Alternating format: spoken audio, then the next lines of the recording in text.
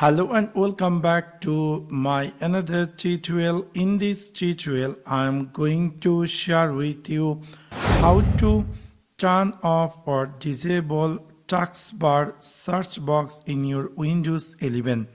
So let's take a look how to do that.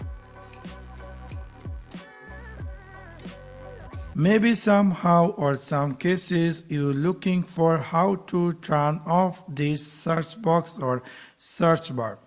In order to do that, you need to click in your Windows 11 start menu, just right click over on it and then click here settings.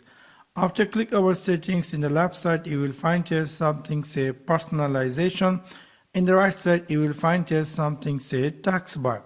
After click over taskbar, we'll see there is something says search, which is taskbar items. So if you decide to turn off this search, you can simply turn this off and immediately you will see there is not appear that taskbar search, which is really quite interesting. So within this simple way, you can easily hide taskbar search icon in your Windows 11. If you decide to re-enable it, you can again go in your Windows 11 start menu, click here settings and then click here personalization and click here taskbar and you can simply turn this on.